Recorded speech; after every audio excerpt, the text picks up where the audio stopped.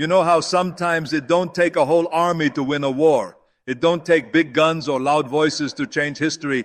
Sometimes all it takes is one word to break the silence, one word to shake the foundations of power. And in this moment, that one word came from Dr. S. Jaishankar. Not screaming, not fighting, but with the kind of quiet confidence that only comes when you know your nation has grown too strong to be pushed around.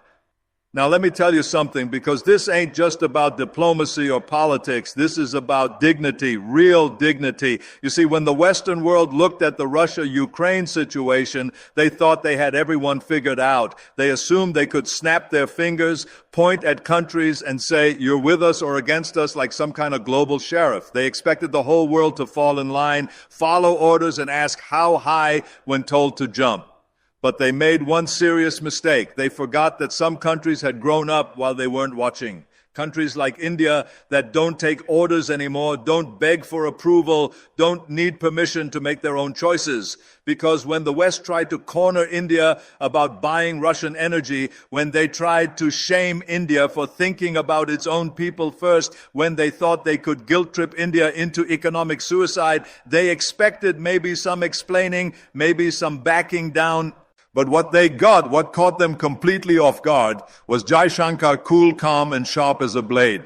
When America and Europe tried to paint India as selfish for buying cheap oil during tough times, when they tried to make India the villain for refusing to hurt its own economy, the West thought they'd get apologies, maybe promises to change. Instead, Jaishankar stood up and said one word that changed everything.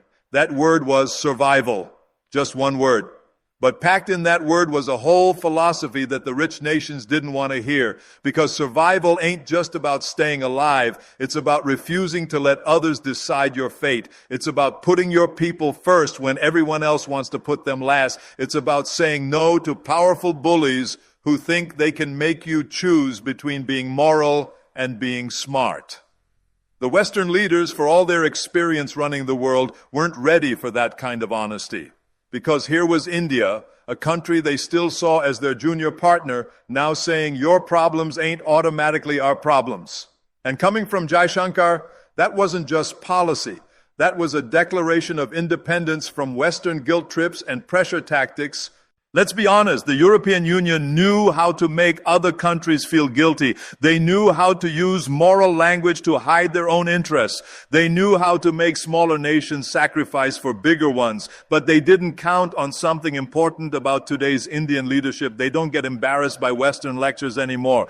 They're practical, they're focused, and Jaishankar, he's like the steady hand on the wheel while storms rage all around. See, when Europe demanded India stop buying Russian oil and join their economic war, India didn't panic or rush to please them. India looked at its own needs first. And Jaishankar made it plain as day that India's first job is taking care of Indian families, not making European politicians feel good about themselves. That one word, survival, started something that nobody in Brussels or Washington expected. Because suddenly, India wasn't just defending its choices, it was questioning theirs, not with anger or insults, but with simple facts that hurt more than any attack. Jaishankar didn't lose his cool. He didn't need to. He just started asking uncomfortable questions that made the West squirm. You think that was all? Think again. Because what happened next was India turning the tables completely. When European leaders tried to lecture India about morality and values, Jaishankar didn't back down or apologize. He reminded them that Europe was still buying Russian gas every single day while telling India not to buy Russian oil. That wasn't just pointing out facts. That was exposing the whole game.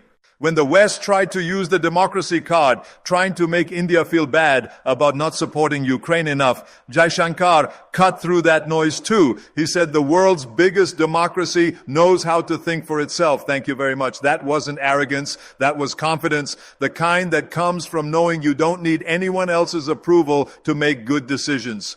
This was the turning point when everything shifted. India wasn't just saying, leave us alone anymore. It was saying, who made you the boss of everyone? And that question hit the Western world like cold water to the face.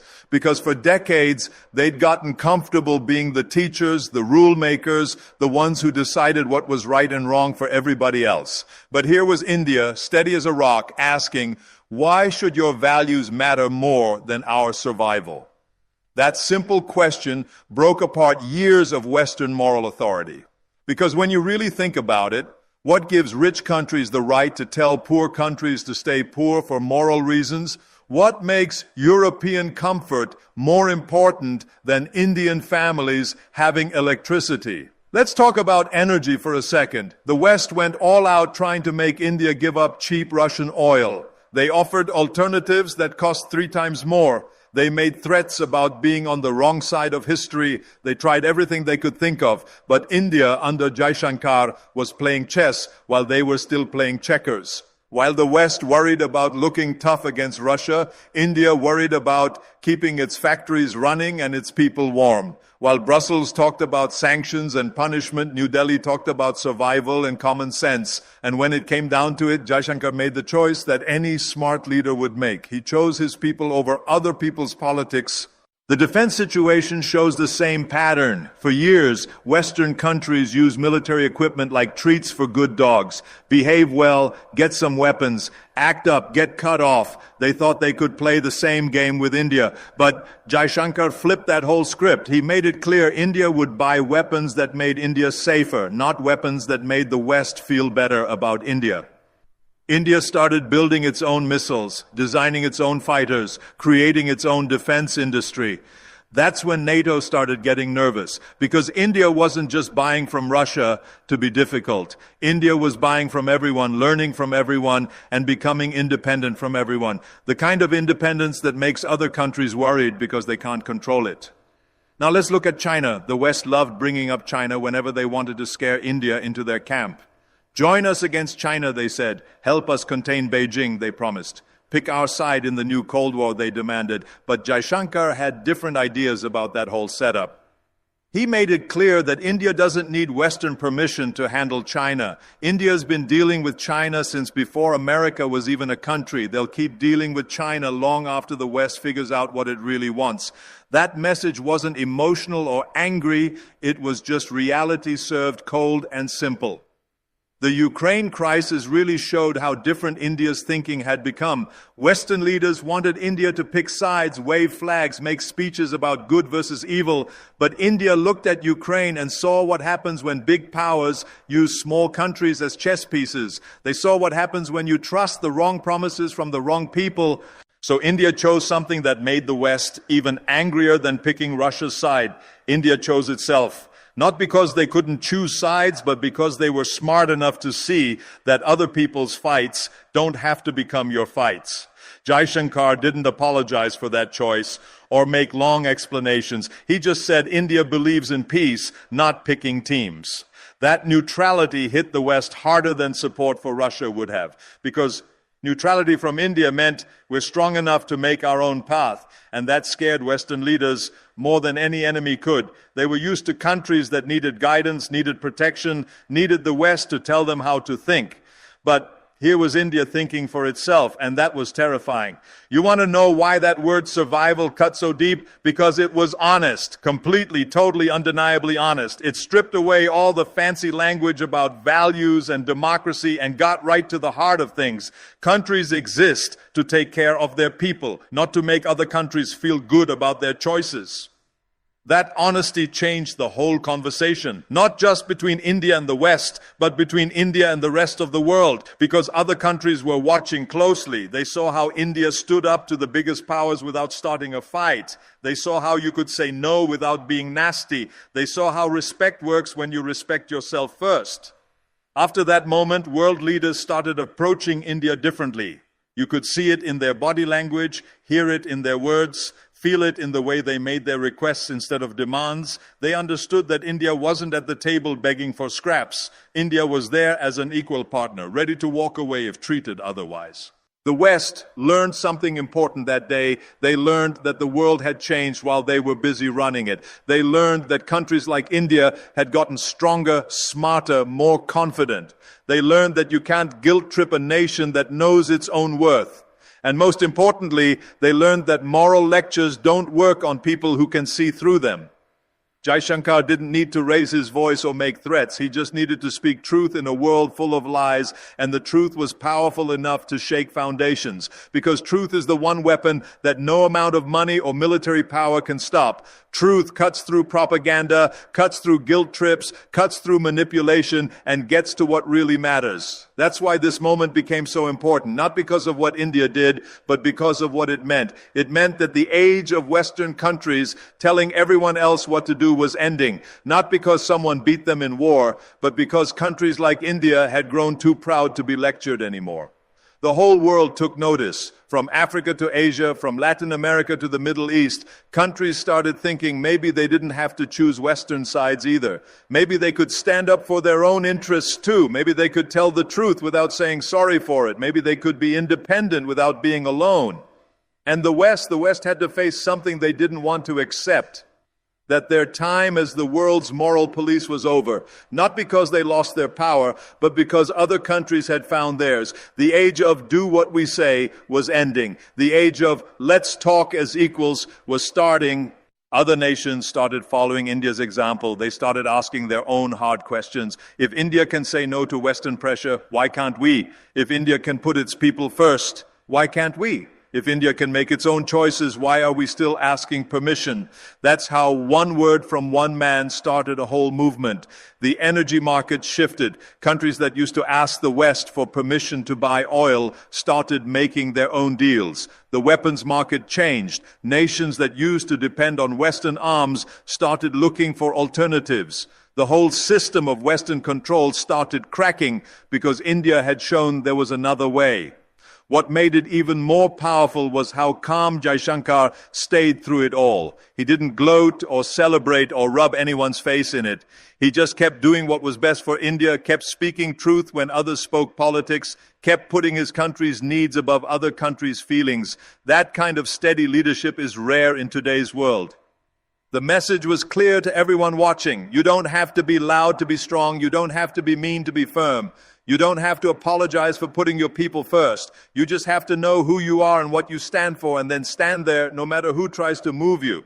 But let's talk about what happened next, because that one word survival didn't just end the conversation. It started a whole new chapter in how the world works. See, when other developing nations saw India stand up like that, they started getting ideas. They started thinking maybe they don't have to choose between feeding their families and making rich countries happy. Maybe they can say no too.